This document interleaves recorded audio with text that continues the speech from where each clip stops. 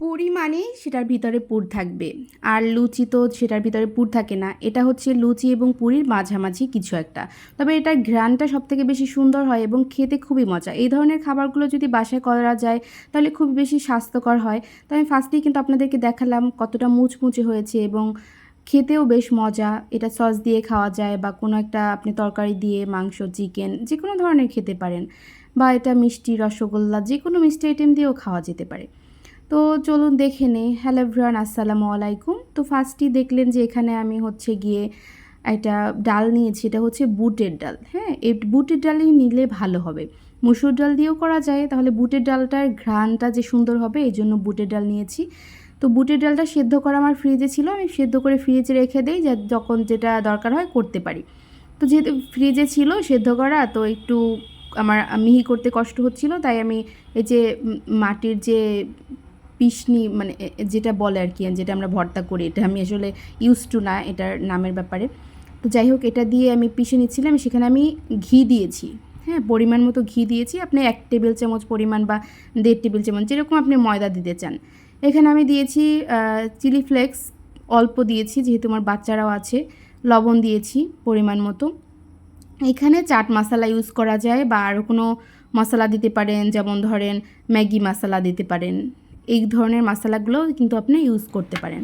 আমি এখানে আর কোনো কিছু দিচ্ছি না, আমি হচ্ছে গিয়ে শুধু 2টা মশলা দিলাম, আর দিব হচ্ছে গরম মশলা যেটা আছে, গরম মশলার গুঁড়োটা, যাতে হচ্ছে একটাতে যে কোনো কী বলে ডালের যে একটা ফ্লেভার যে থাকে, গরম মশলার কারণে হচ্ছে কি সেটা থাকবে না। বা যেমন ধরেন আপনার দারচিনি, এলাচের গুঁড়োটাও কিন্তু এই ক্ষেত্রে দিতে পারেন। এখন আমি গরম মশলাটা দিয়ে দেবো, তার আগে আমি একটু ময়দাও কিন্তু দিয়ে দিয়েছিলাম। তো ময়দা আরও একটু দরকার হবে।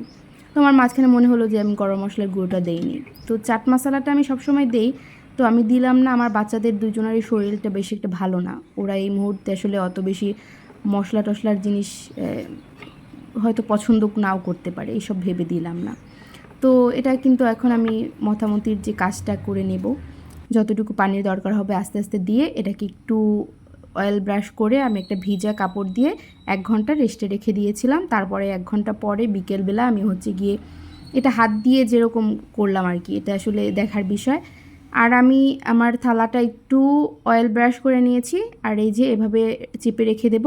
আমি এখানে কোনো ময়দাই অ্যাড করব না, ওই যে থালার ভিতরে যে অয়েল ব্রাশ করেছিলাম ওইটাই হয়ে যাবে। যে পিঁড়ি বেলুন দিয়ে আমি এটাকে বেলেছিলাম সেটা আমি একটু মানে তেল লাগিয়ে নিয়েছিলাম, সেটা আমার মা করেছে। 2-3টা মানে বেলা দিলেই এটা হয়ে যায়। ওটা আমি আসলে ভুলে গেছি ফুটেজ নিতে। তো এরপর আমি খুব তাড়াহুড়ো করে বিকেলে নাস্তাটা করা হয়, তো এখন যেহেতু শীতের দিন চলেই আসছে বলতে গেলে, তো এখন ভাজা হয়ে গেছে, সবাই খেতে বসে গেছে। কেউ হয়তো খেয়েছিল হচ্ছে সস দিয়ে, কেউ মিষ্টি দিয়ে মানে রসগোল্লা। তো এই তো বিকেলের নাস্তাটা এভাবেই কমপ্লিট করে ফেললাম। খুবই মজা হয়েছিল, মানে এটার ঘ্রাণটা এত বেশি সুন্দর হয়েছিল, একবার করে দেখতে পারেন, খুবই মজা লাগে। আল্লাহ হাফেজ।